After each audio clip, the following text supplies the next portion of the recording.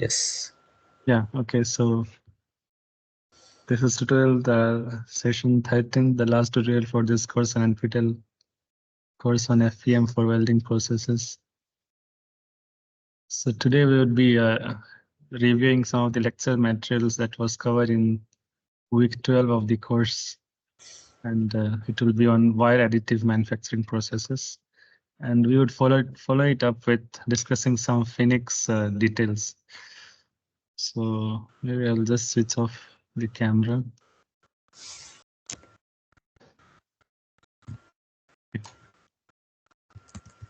So we'll just be following the notes as provided by the instructor, the lecture slides. So the 12th week dealt with finite element modeling for wire additive manufacturing processes, in which case we melt, or essentially we weld the wire to certain workpiece, essentially to design some product. So what we do essentially here is in an additive manufacturing process, the principles are that we perform layer by layer manufacturing processes, and creates then we describe certain objects.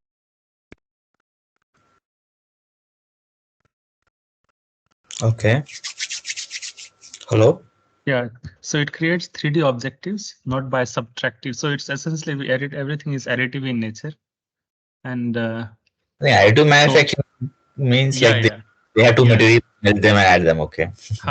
So essentially, the main goal is essentially effective utilization of materials. So that is the bedrock of additive manufacturing, that we minimize the wastage of what you call raw materials. So that is the advantage of additive manufacturing, or one thing is what we call as the 3D printing, isn't it?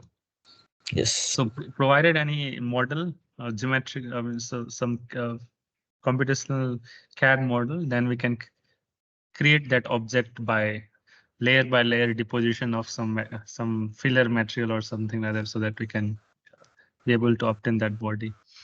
And for this, we require computer interface, and surface roughness could be as a result of there are always surface.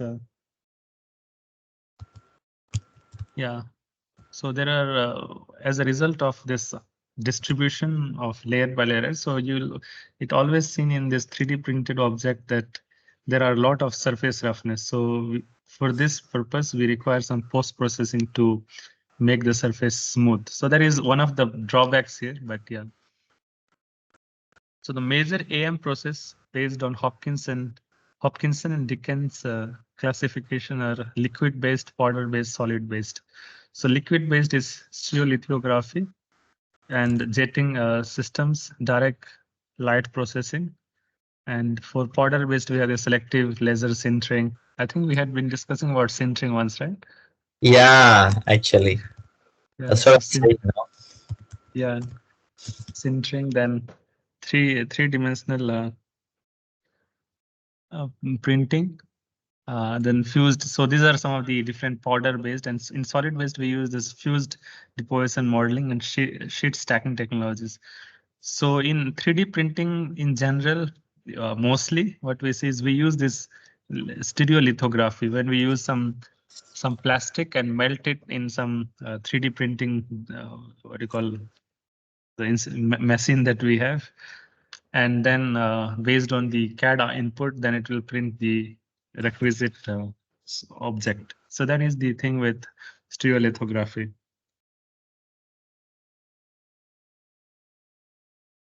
So in additive manufacture, broad technologies are divided into 7 groups: binder jetting, directed energy deposition, material extrusion, material jetting, powder-based fusion, sheet lamination, and wet polymerization. In additive manufacturing, we do layer by layer depositions, one layer at a time. Then 3D printing and additive manufacturing are often synonyms. And the 3D printing is the process, and rapid prototyping is the end result. So that is the main actually uses of additive, this 3D printing, that it helps us to get this rapid prototyping.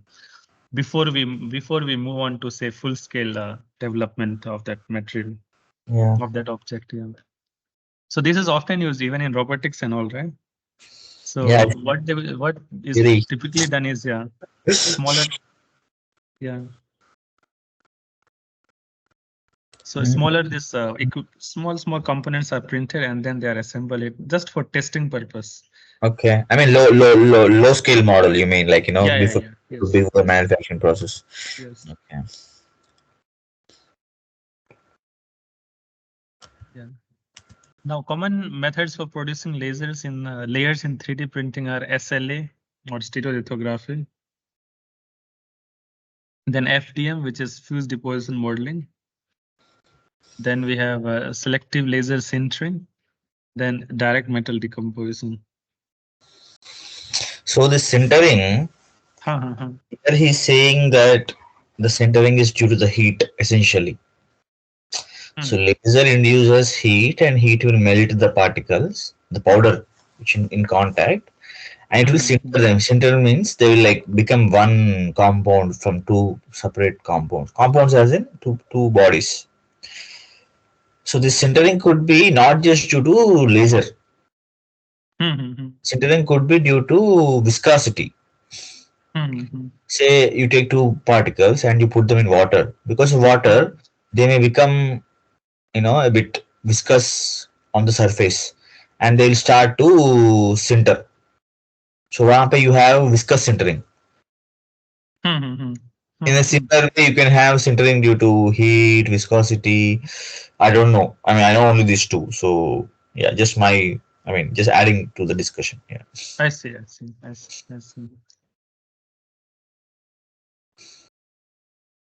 Okay, and then for metallic components, we have to then go for powder-based fusion, then wire feed directed energy deposition,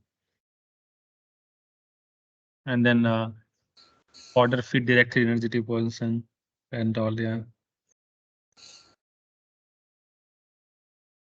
Then fusion of successive layers of metal using a focused heat source. We have laser or electron beam. So laser we require it for melting it, right? So, and then we also require this well-defined pre-programmed path. And I think this is just out of curiosity, you know what the CNC is used for? CNC machines. Yes, I know that is you manufacture, no? You cut the bodies, right?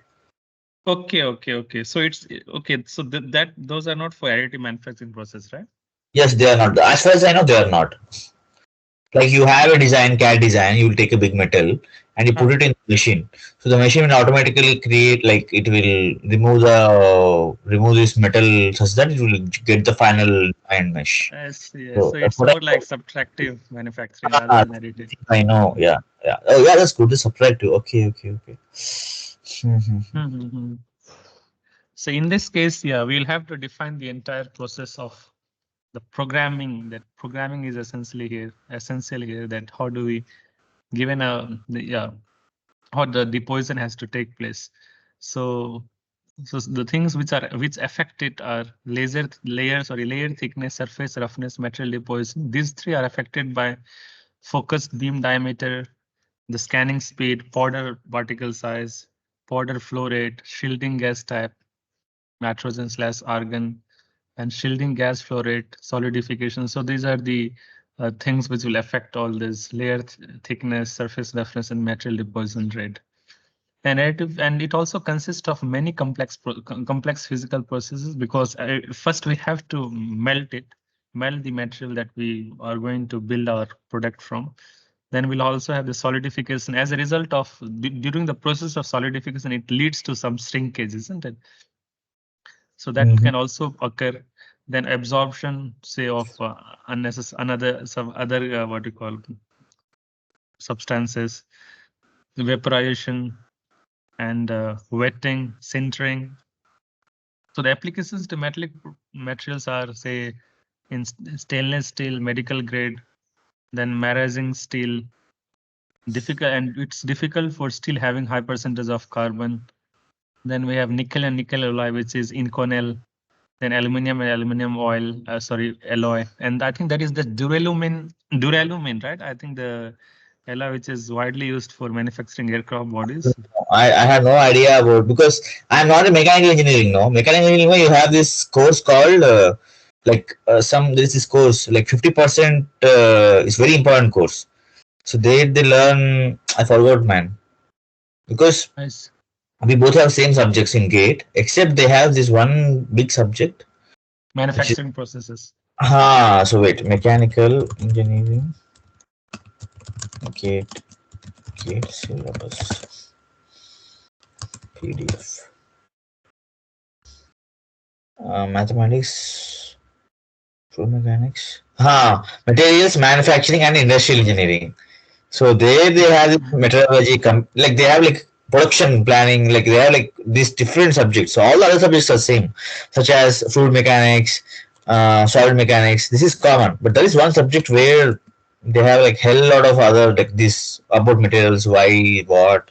Even they will learn this thing, fracture, and the fracture is due to they will discuss the internal structure of the metal. We don't learn that. Okay, all those that grain failing and all, grain Exactly. structures and all. Exactly. So you learn it from in bachelors only. My friend used to, and I see, I see. I don't. Okay, okay. Because You it's know, so yeah. Huh. you were an aerospace bachelor's, no?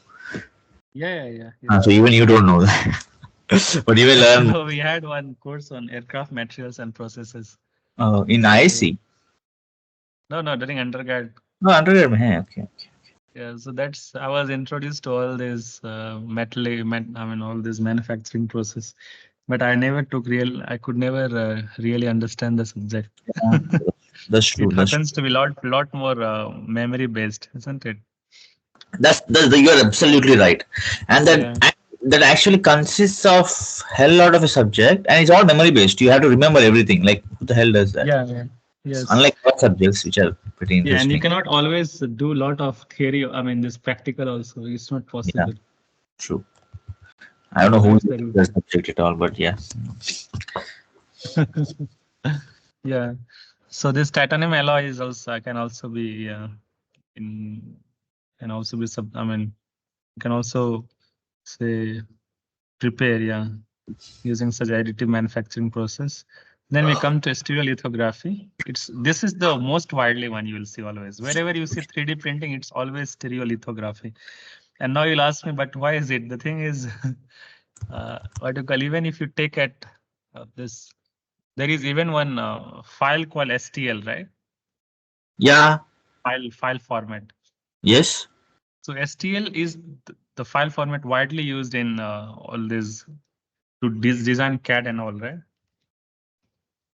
Yes, correct. Mostly it I mean, has been, they yeah. need a mesh file, no? So, I mean, so they use some HTML file or some other file format which is expected. Yeah, so the thing is, the file format itself is the full. It's actually stands for stereolithography.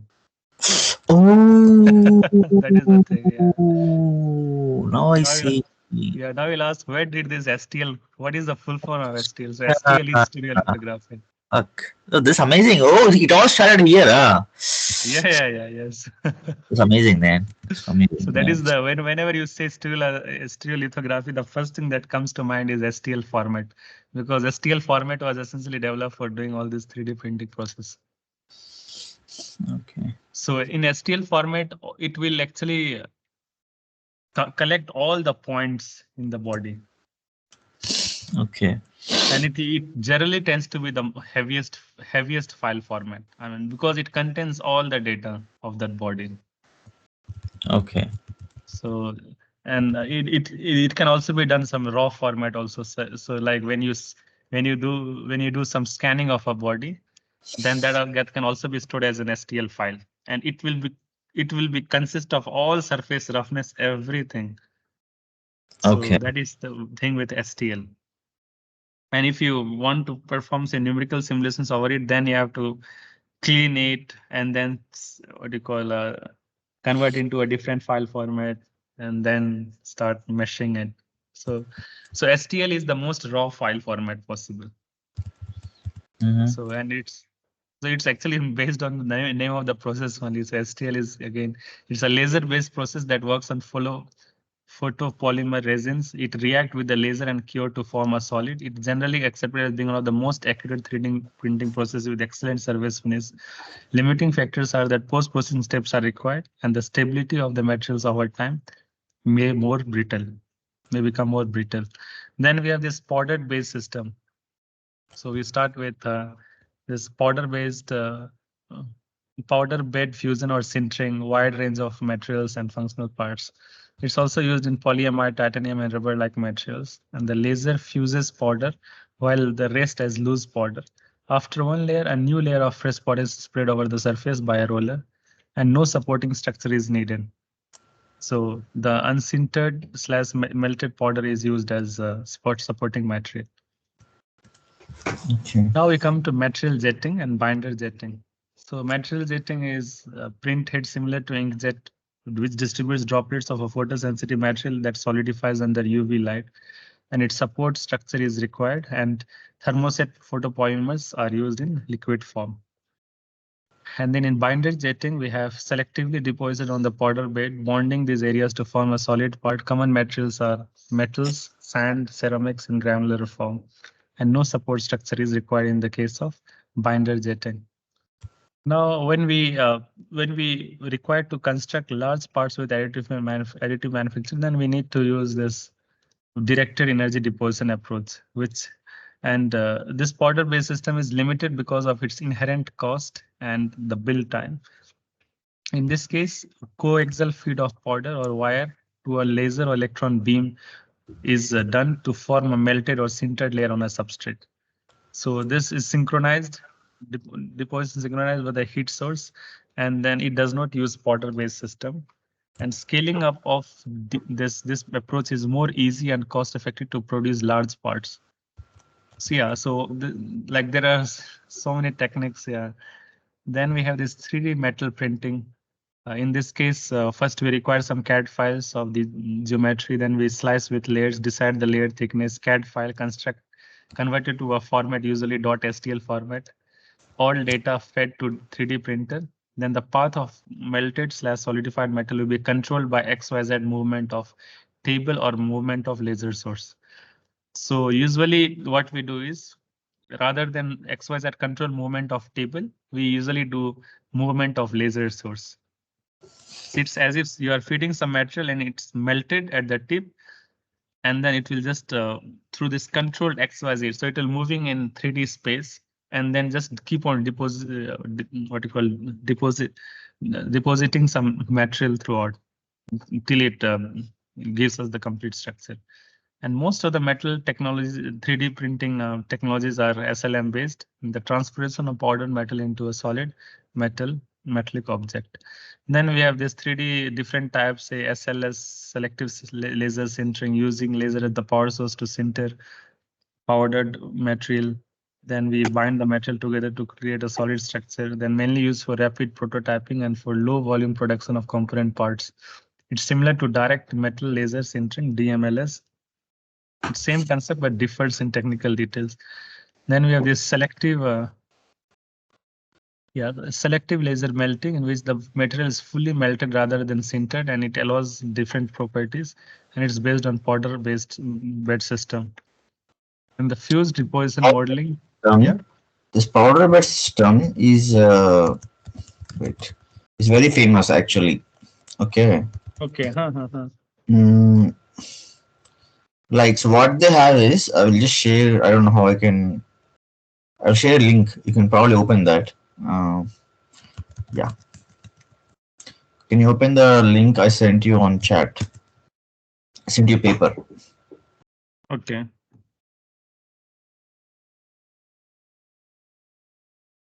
Okay, so let me chat. Huh?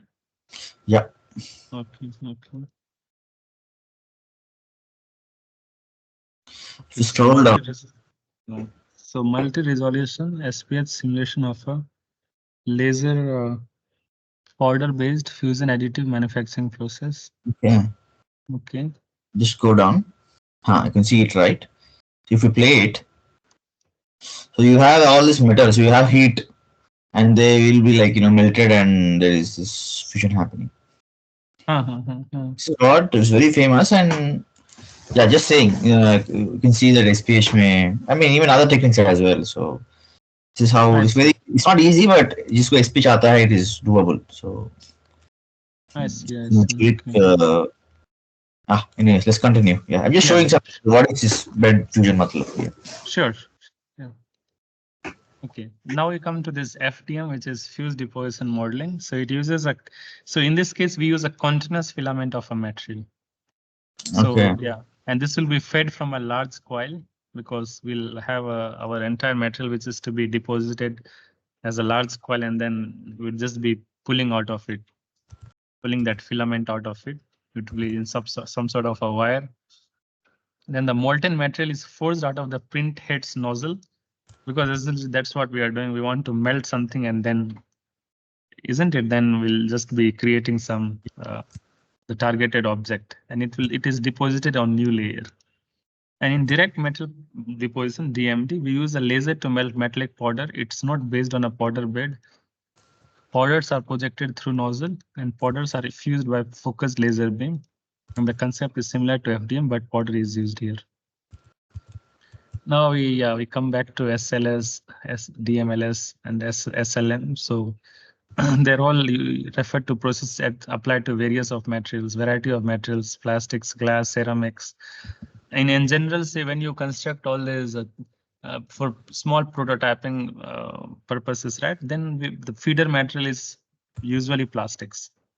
So there is some material I forgot. Is it some polyborosixolen? I think that could be one of the material. Let's just have. Okay, let me share it again. Yeah. So it's some. Just a moment here. So it's some PBS. Let's see. Polyboro. Is it this metal? Is it used for 3D printing?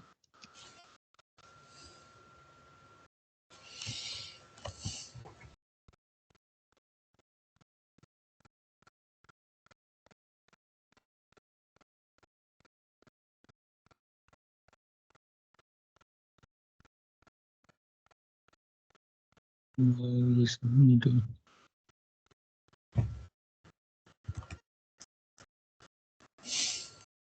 So these are certain materials for which are used for printing in this 3D printing.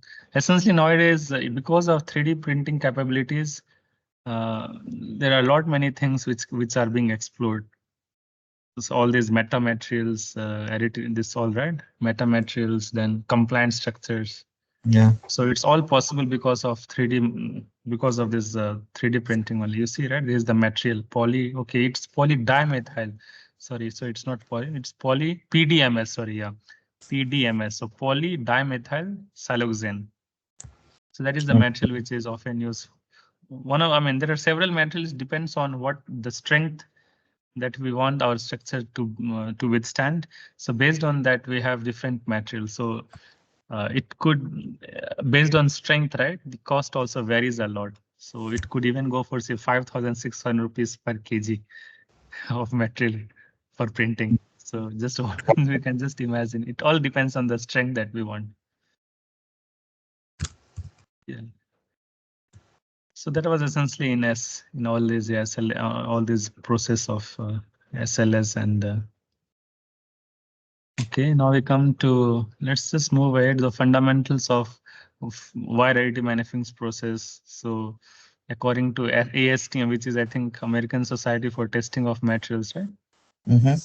I think that should be ASTM. This is like, they have developed the standards for some manufacturing process. I think that should be it. Oh, sorry, American Society for Testing and Materials. So Okay. testing and materials.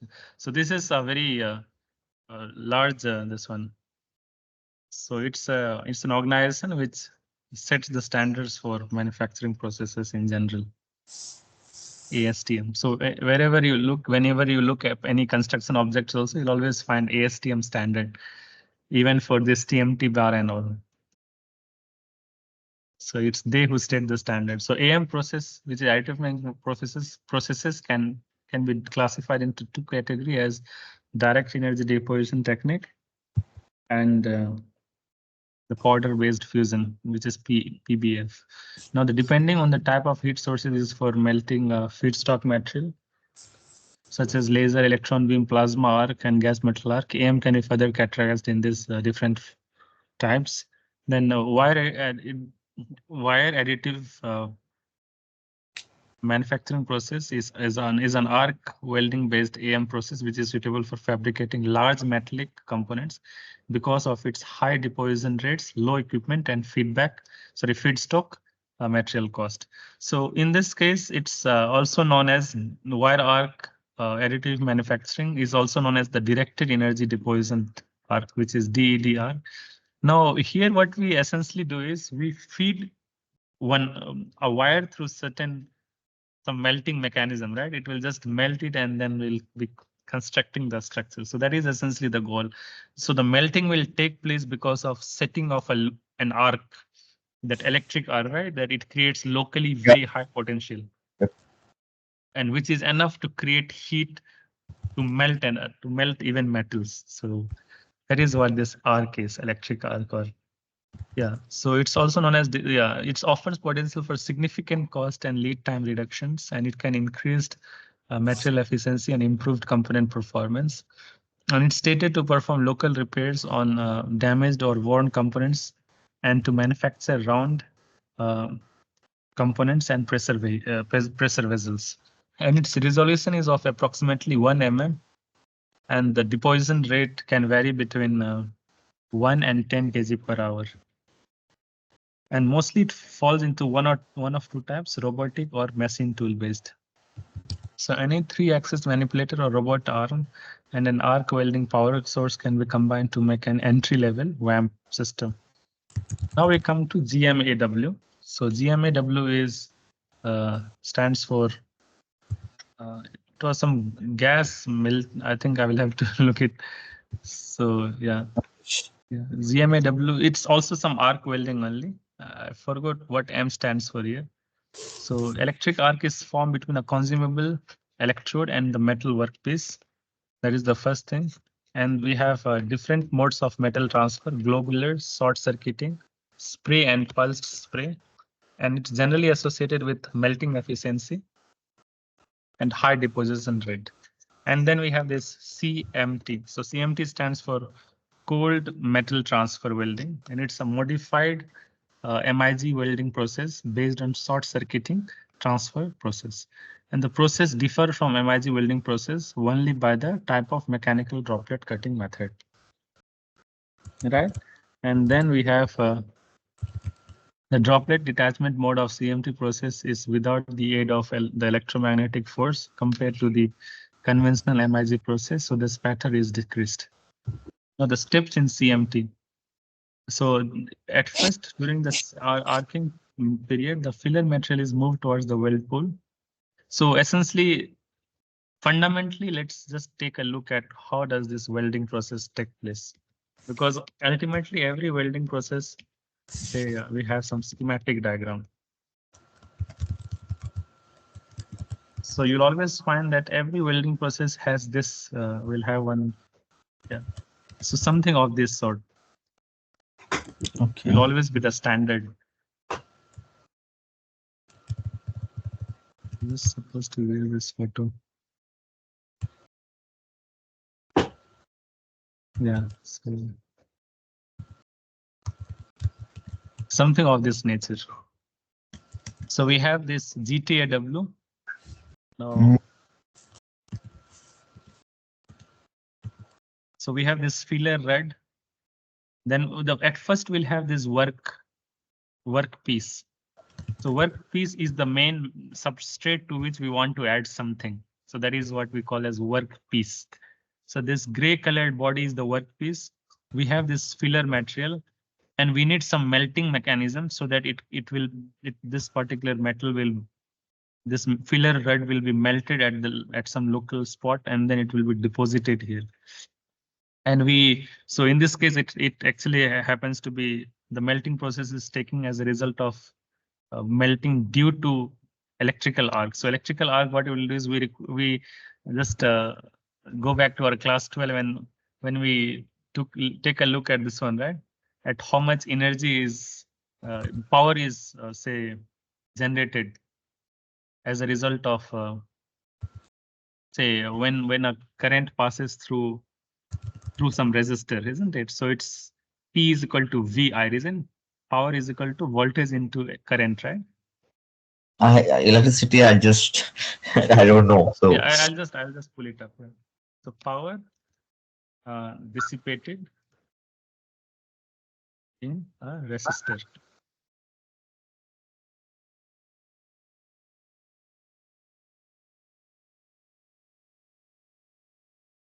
So let's see.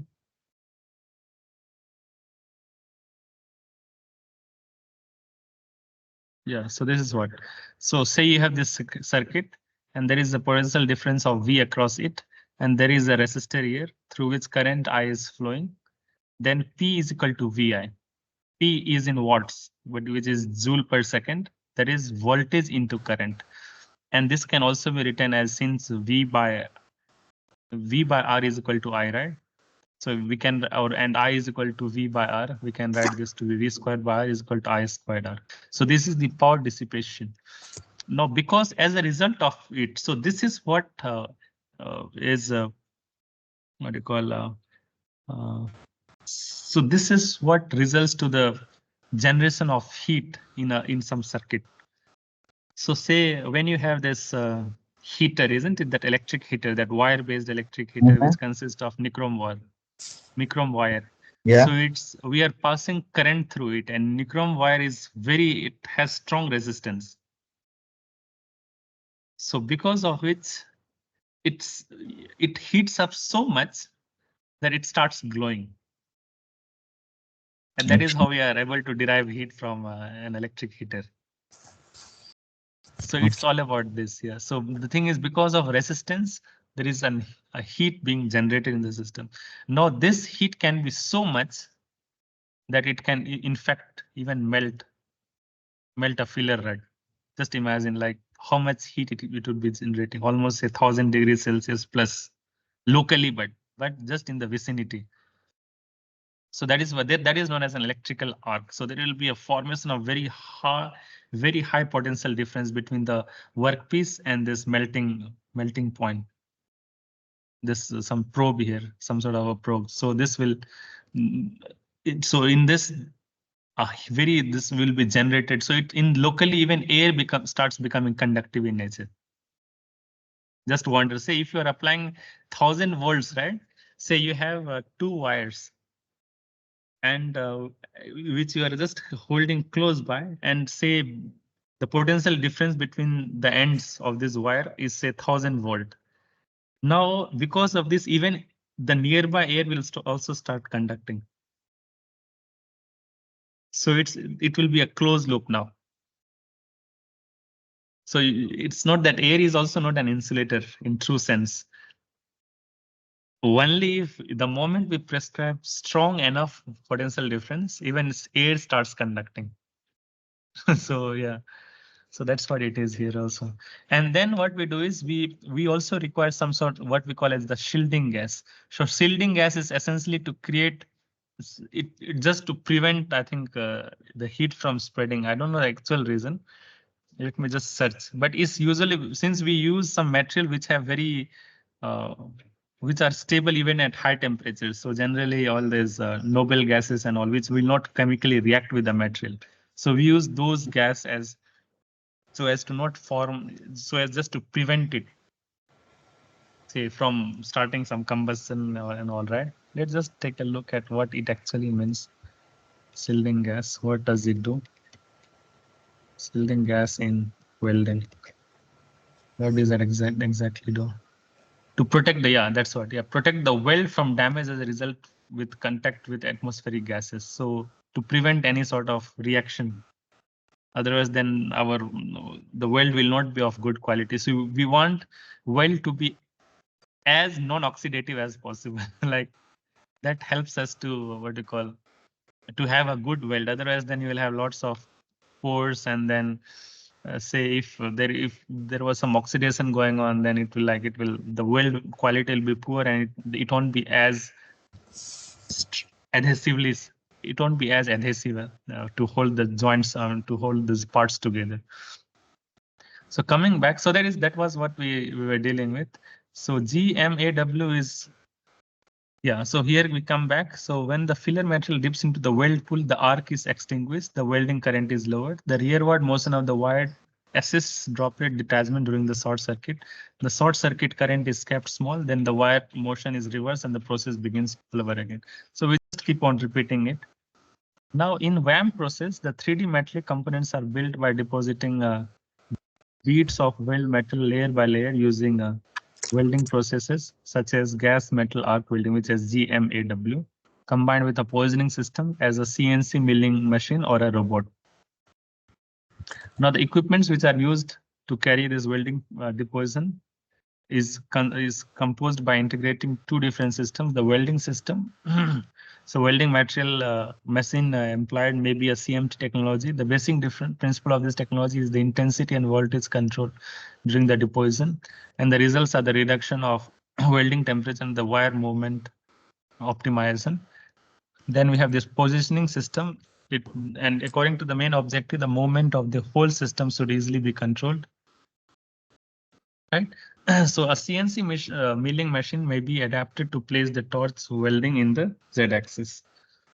Now the movement of XY table of the CNC machine enables a layer of welding deposition in a fixed Z level, being the welding torch fixed to the milling head. Yeah, so these are some of the nitty-gritties which I have clearly not very much understood. No worries. Yeah. Now, the most common defects that can occur in WAMR, which will be very close to the welding pool, such as porosity. Obviously, porosity is a very big issue, right? So it will, if the weld happens to be porous in nature, then it's like it won't be it won't be that strong, isn't it? So the purpose is not fully say solved. Yeah. Then we can also have cracking. Then we can also have delamination, in which the say if we are doing layer by layer, then the layers are not sticking to each other nicely at all points. And spatter. Spatter means it will just say spread out. Yeah. Then this WAM processing impacts the part quality and geometrical accuracy. Porosity, high level of residual stress, and we also don't want residual stress again, which means our system is already stressed before. Then if it's already stressed before, then it won't be able to take up more stress, right? Just pun intended. Yeah. Then we have cracking and humping may leads to failure. So there are some thermal induced stresses which can arise because of thermal induced strain during the non-uniform expansion. Then we have induced strain can distort a material being deposited. Then we have residual stresses that result in component distortion are released. The best way to minimize distortion is to regulate the accumulation of residual stresses during deposition. Now we have this WAM again. The cracking delamination not only includes the production process, but also depend on material deposit characteristics. Now we have crack within the WAM component. Solidification crack, materials deposition quality, and is generally caused by obstruction of solidified grain floor, high strain in the melting pool. Then we have grain boundary crack along the grain boundaries because of variations between boundary morphology and potential precipitate formation or dissolution. Then we can have delamination or separation of adjacent layers generates between layers because of the underlying material is not completely melted. Porosity is always there because of micro crack damage and brings low fatigue properties to deposition. So, and the production of ALTI is high porosity levels. Now we come to process planning. I think we'll just skip these parts. All this planning. Let's come to some sort of the numerics part. How do we use finite element modeling for this? So WAM components are affected by several severe distortions and residual stress issues. WAM process is very similar to multi-pass welding process. The heat and mass transfer between the arc and the workpiece is governed by the molten pool. It's characterized by complex physical phenomena. It's not possible to apply complex techniques at component scale level due to the unacceptable computational time requirements. In general, the process is usually simulated by means of coupled thermomechanical finite element analysis. Basically, the thermal heat transfer from the arc to the molten pool is simulated using a heat source model, which prescribes a heat generation per unit volume in the molten pool region. And the material deposition is taken into account by means of specific elements activation algorithms. Now, so the dissipation of heat input in WAM, it's by conduction through the components and substrates, by convection through the shielding air, and by radiation to the atmosphere. And the influences of heat input and their management. Heat input parameters controlled by voltage and current density, and it provides a qualitative information about the extension of the fusion zone and the cooling rate. It affects the distortions due to the large volume of material shrinkage during solidification. It plays important role in regulating the cooling solid state transformations occurs in heat affected zone. And experimental measurement of spatial temperature gradient and fluid flow is difficult due to the complex nature of AM. Hence, various mechanistic models are used. So the modeling approach is the melting and solidification of the part due to a moving laser source. And the path could be linear or curvilinear. So the prediction of temperature distribution, this we have to do. Then the shape and size of molten zone and heat affected zone, this we have to model. The solidification time, how much mass is being added to the solution domain, and the fluid flow of the molten materials, which will enhance all the calculations based on the temperature distribution. Now the material specific, so the surface active elements within the material may change the molten pool shape and size. Now we come to the equations that we have. So the transient thermal analysis. So this is the equation that we deal with, isn't it? The energy balance equation in the entire volume of the material is rho Cp dt by dt. So this is the total derivative with respect to time is equal to minus divergence of heat flux plus Q dot. And so rho is the material density, Cp is the specific heat, Q dot is our internal heat generation rate, and Q is the heat flux, which is given by minus K grad of temperature, and K is the temperature dependent thermal conductivity. So this will be our very simple, or say very simplified, what you call schematic model, or which will be essentially converted into a computational model. So we have this heat source here, then we have this melt pool, and the deposition is taking layer by layer. So this is the substrate over which we are depositing, and any heat loss will be because of the three things that we have discussed: conduction through the components, convection through the shielding air, and radiation to the atmosphere. Now, an abstract heat source model is used to represent physics of heat generation. All the surfaces of the substrate and the evolving surface of the part being built are to be considered for convection and radiation boundary conditions. Now, the prescribed heat flux boundary condition combining convection and radiation is given by. So convection is given by h of t minus t infinity plus. So this is more like some sort of a Dirichlet boundary conditions, right? Because it only depends on the, so this only the temperature at this point, not, and the other will be conduction will depend on the gradients. Okay. So initially we have to prescribe some initial condition also before we start solving the problem. And the value of heat transfer is generally assumed to be constant over the entire surface, and higher values are taken to simulate forced convection conditions. Then we have heat source model, we have double ellipsoidal model, then quadruple ellipsoidal heat source model. So these are some of the models to model the heat source. And remember that heat source model is like, it's usually very highly idealized models, because it depends on circumstances and everything to get the actual heat source model, right? But so these are like the highly idealized models that we have for modeling the heat source. and more realistic heat flow radiation in the distribution in the filler material is required. So different power distributions. Then we have part of the total power is delivered to the base metal by a Goldax model. The remaining one is distributed over the filler model. And we have to allow it to capture the steep temperature gradients in the molten pool, and also to ensure the correct amount of heat is being passed to the filler material elements. So in principle, an internal heat generation is applied to the filler finite elements whose centroid lies inside a brick-shaped volume control volume. And heat generation per unit volume is defined as the ratio between the wire melting power and the volume of the currents of the elements currently heated by the power source. Now we come to AM simulation. So specific elements as activation techniques to simulate the material deposition.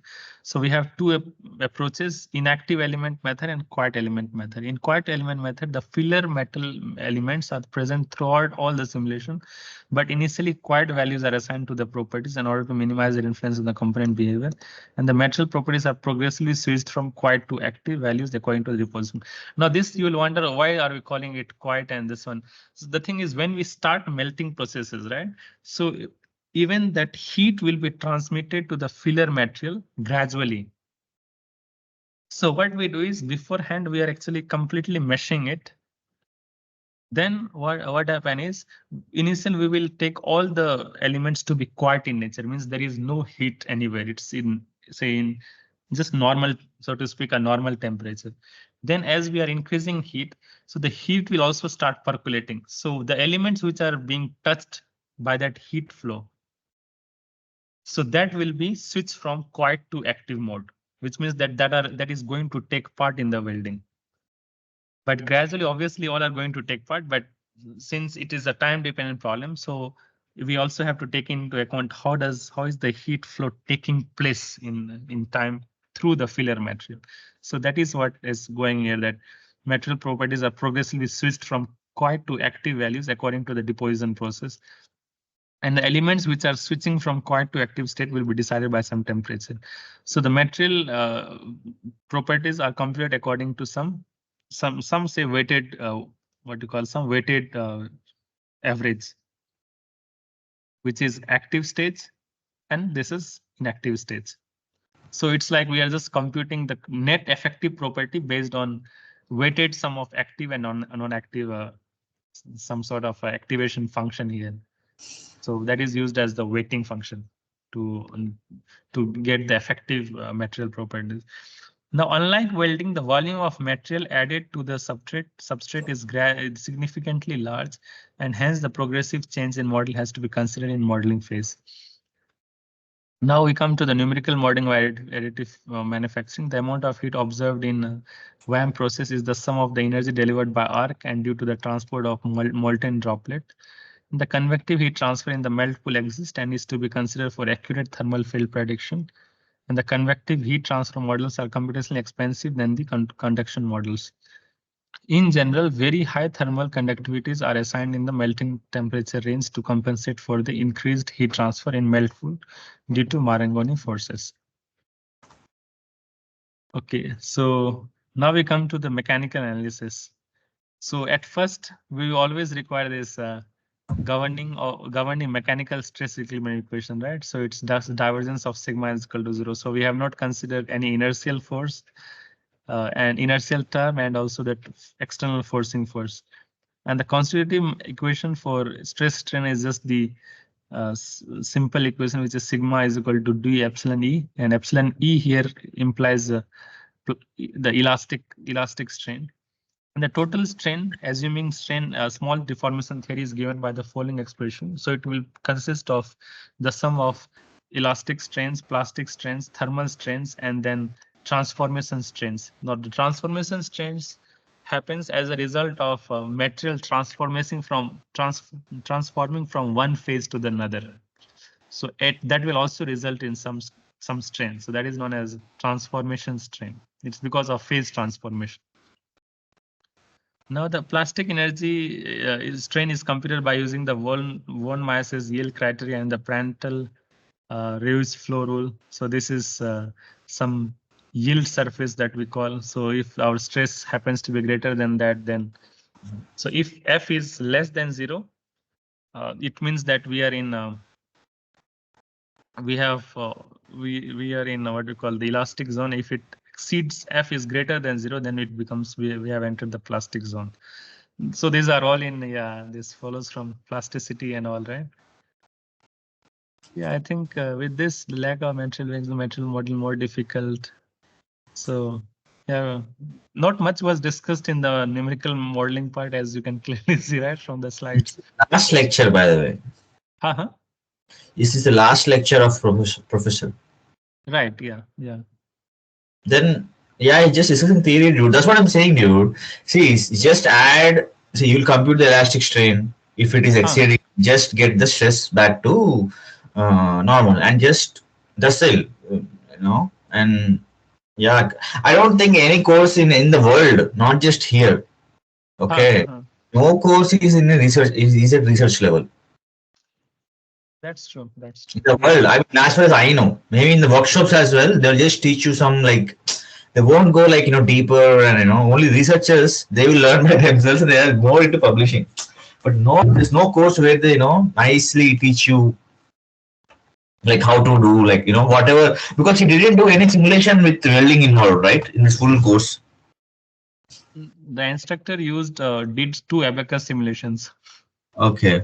But those are not open source, so exactly not accessible to anyone. So now who will buy it with 10 lakh rupees or anything?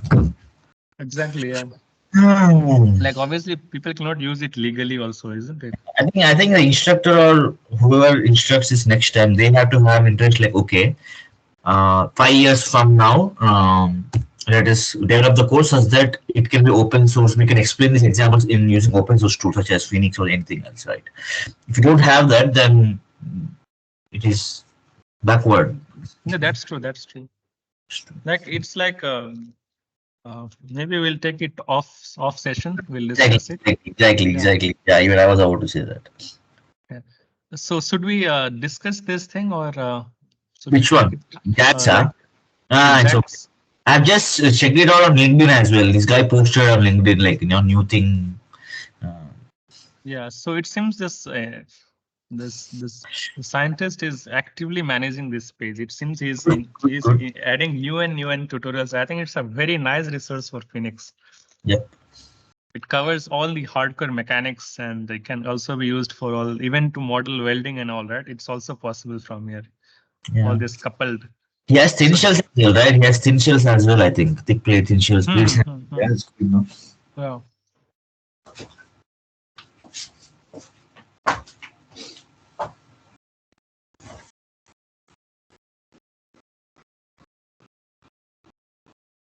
So essentially, it involves linear viscoelasticity, right? So everything is there: 3D generalization, time integration, implementation,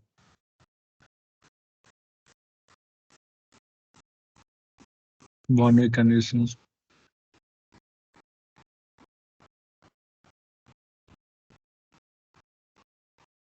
Tangent operator. So this is the way this automatic differentiation tool is being used, right, to define all this tangent operator. Yeah. So okay, then I mean, yeah, let's do this maybe some other time. Yeah. There is quite much in this tutorial. It's like a very heavy tutorial. It is. But quite informative also in that sense.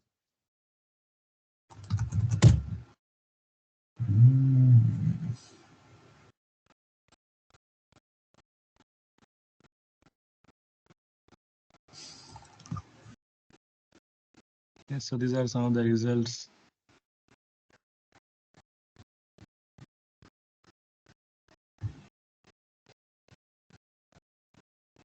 Okay. For heat and all, there were just 1 or 2 problems, just this thermoelastic evolution problem. Okay. This for heat problem. This linear thermoelasticity. Yeah, so how does thermal and both interact? to get the deformed shape, you say?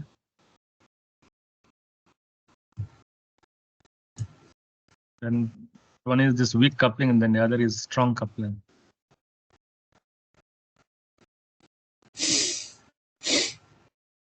So these are like the complete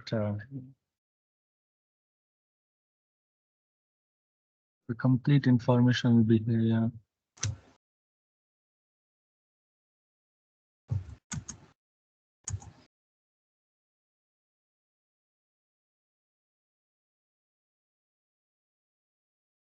See.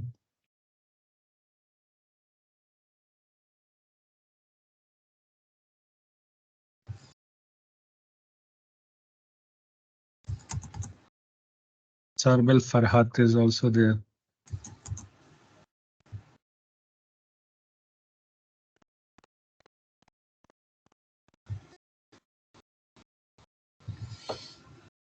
So, do you want to share something? Nothing. I have nothing to. Okay. Stop recording now. Okay. So let me. Okay. Let's. So I'll stop recording and.